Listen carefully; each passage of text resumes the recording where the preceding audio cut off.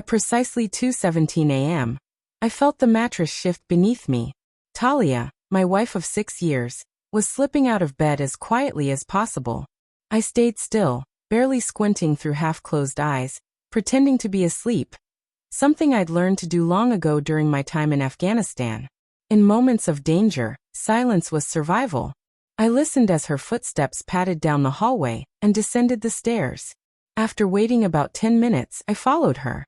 She was on the couch, her back facing me, illuminated by the faint glow of a phone screen. My phone. I knew it instantly from the cracked corner of the case. Somehow she had unlocked it. She was downloading an app, something nondescript that could easily blend in with all the rest. Her fingers moved fast, like she'd done this before. A floorboard creaked beneath me. She spun around, startled. "Oh, you scared me," she said with a forced chuckle. "What are you doing with my phone?" I asked, keeping my tone calm. "I just wanted to see some of the pictures from dinner. Yours turned out better." "Too relaxed. Too fake." I nodded. "Bring it back upstairs when you're done." I didn't linger. I just turned and walked away. But what she didn't know was that I'd already been alerted earlier that day. A notification had come in from my cybersecurity monitoring service. An unauthorized attempt to log in to one of my decoy banking platforms. The one I'd designed specifically for situations like this. I had my suspicions for weeks, and now I knew for sure. It was Talia. 3 days later, I came home from the gym to find the house nearly empty. Her clothes, toiletries, even her favorite jewelry gone. The bedroom closet was half bare. On the kitchen island there was a note. "Don't bother calling. I've moved on. I'm choosing my happiness now. Goodbye." Taped beside it was a printout showing a transfer of $400,000 from what she believed was my main account. But instead of panic, I felt a strange sense of satisfaction. I walked calmly into my office, sat down at my private terminal, and logged into my real financial accounts. Untouched. Secure. Talia had accessed a fake banking site, one I had built myself. It looked identical to the actual one, complete with login screens, balance summaries, and transaction histories. But it was a standalone system, not connected to a single real dollar. That $400,000? It came from a cryptocurrency wallet I'd filled with phantom funds just for this purpose. A trap, plain and simple. I had been transferring our actual savings into a trust under my name for months, completely above board. She never noticed, too wrapped up in her affair to realize what was slipping through her fingers. The wallet she stole from was labeled Fantasy Fund. Just for the irony of it. I reviewed the IP logs. Her login sessions had originated from her new boyfriend's apartment. How fitting. I leaned back, closed my laptop, and stepped out onto the porch with a cigar in hand. The sunset was beautiful. She thought she'd pulled off the ultimate betrayal. She had no idea she'd walked straight into mine. A week passed. Then one morning, I heard the garage door open. Clicks of expensive heels echoed through the hall. She was back. I stayed at the dining table, coffee in hand, laptop open. Jazz playing softly from the speakers. I wore a black tailored suit. Not for her, but for the meeting I had later that day. I didn't even look up as she entered. She walked in like a queen returning from victory. Tan lines from tropical beaches, hair perfectly curled, dripping in designer. She pulled 2 luxury suitcases behind her and tossed her bag onto the couch. "Well, well, well. Miss me?" she said, full of smugness. I took a slow sip of coffee and finally met her eyes. "You're back," I replied evenly. She chuckled and pulled out a small silver USB stick, dangling it in front of me. "Thought you'd at least try to stop me. But no, you let me have it all. I've got to thank you, by the way. That $400,000? Europe loved it." She leaned back, smiling as if she'd won. But all I did was smile back. Because she still didn't realize that the only one fooled by the illusion was her. While you played the obedient husband, sulking quietly, I simply looked at her. Just for a second. Then I laughed. She frowned. "What's so funny?" I didn't answer right away. Instead, I pushed my laptop toward her, rotated the screen, and tapped the spacebar. The video started playing. Surveillance footage. Her at the airport kissing her boyfriend. Another clip. Her unlocking my bank app in the middle of the night. A few seconds later, The screen showed her confirming a fake transfer. Then, there she was again, writing her name on a hotel registration form in Ibiza. I clicked once more. A new window popped up. It was a formal document, legal letterhead, stamped and digitally signed. A sealed case file. Premeditated financial fraud and theft, evidence logged and certified under case number 48-5. Her face changed. What is this? I stood calmly, slowly. That's the first crack in your fantasy. She scoffed. You're bluffing. You don't have proof. I raised an eyebrow.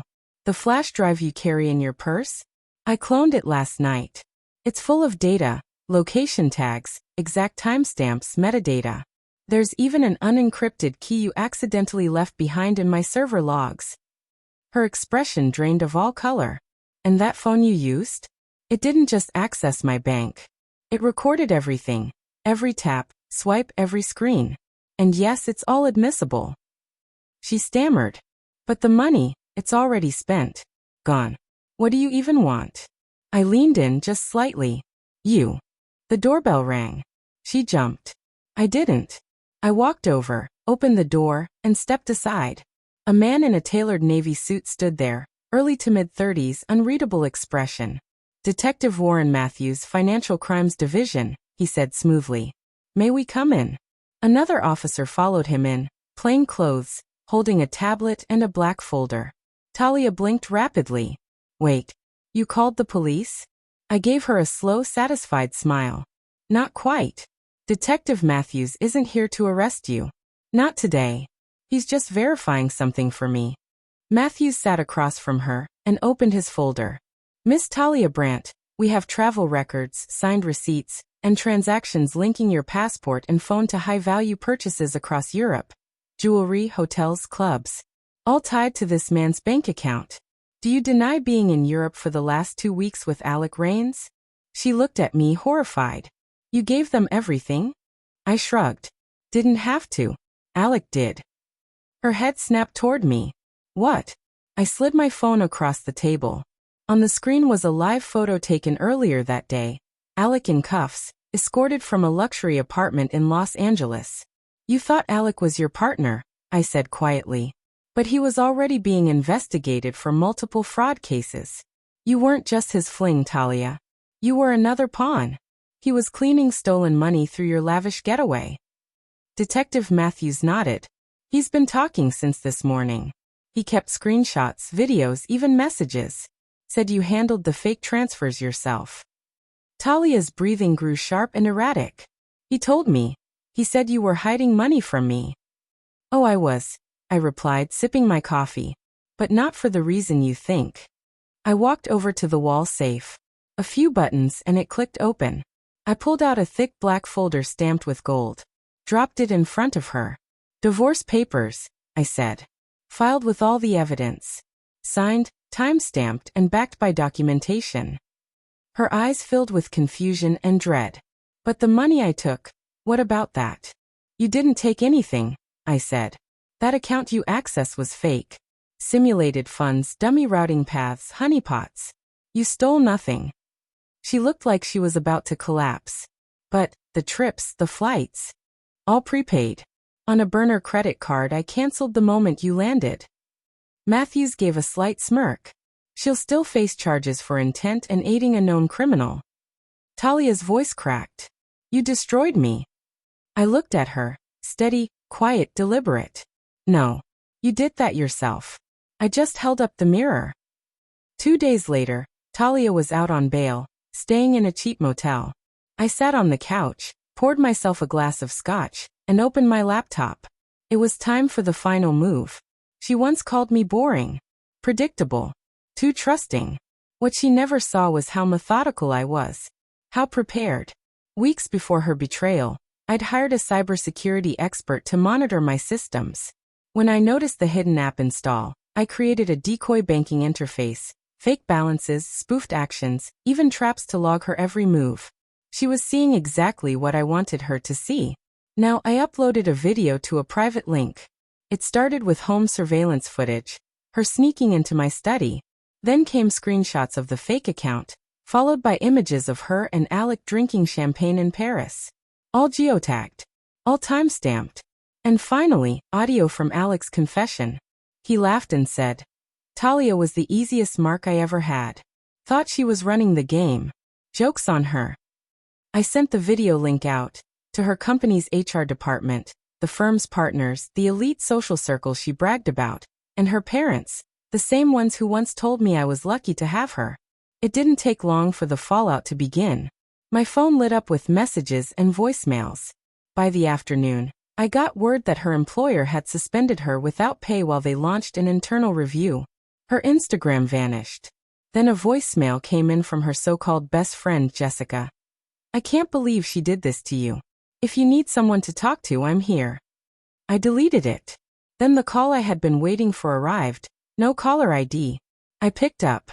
Her voice came through, cracked and bitter. "You really think you've won, don't you?" I answered evenly. Winning would have meant I wanted revenge. I didn't. I just wanted peace.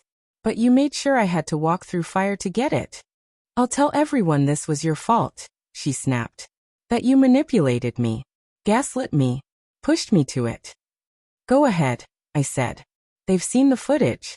If I were you, I'd be spending more time talking to a lawyer than spinning sympathy stories." Silence. Then she hung up. The following morning, the media had a field day. A high-level executive tied to an international fraud case, romantic involvement with a known conman, exposed in full. I powered down my phone, grabbed a duffel, and headed for the airport. One-way ticket. Iceland. As I cleared security, one final text appeared on my screen. "You were never boring. You were terrifying." I smiled, boarded, and left behind the chaos she created, and the foundation I had been quietly building beneath her lies. A year later, I stood on the balcony of my modern cabin in Reykjavik, watching snow rest gently on the peaks across the lake. It was the first time in a decade I had known real peace. I'd kept my promise to myself. I sold off the last of my U.S. consulting interests and launched a discreet digital forensics company in Iceland. No boardrooms. No buzz. Just a focused mission. Helping others who had been blindsided by betrayal and didn't know where to begin. I named it the Lighthouse Initiative. Subtle, accurate, and absolutely devastating to those who thought they'd never get caught. Talia was no longer the confident, smirking woman who stole $400,000 and vanished into luxury. After the internal probe and the evidence I had submitted, she was publicly terminated. Her name hit headlines, then forums, then career blacklists. Alec, her so-called partner, had already moved on, to scamming others. But his trail led back to her. When authorities finally caught him, he turned over all their communications. Within 6 months, she was arrested again, this time for conspiracy to commit fraud and identity theft. She avoided jail through a plea deal, but she never recovered. The court ordered restitution. Her financial record was ruined. She ended up working at a nearly bankrupt gym in a dusty Nevada strip mall, juggling front desk duties and forgotten dreams. One day, she sent a final email. No subject line. Just one sentence. "Do you ever miss what we had?" I never opened it. I didn't need to. As for Alec, he didn't get far. His forged Dubai documents left a trail, and once the lawsuits caught up, he was arrested overseas. The last update said he was serving a decade-long sentence in Bahrain for financial fraud. Meanwhile, I had moved forward. Not by forgetting the past, but by transforming it into something useful. I didn't raise my voice. I didn't chase revenge. I stayed grounded. And when it was time, I let the truth speak louder than anything I could have said. The real power wasn't in retaliation. It was in rebuilding, quietly, smartly, and unapologetically in plain sight of everyone who once believed I'd never make it back.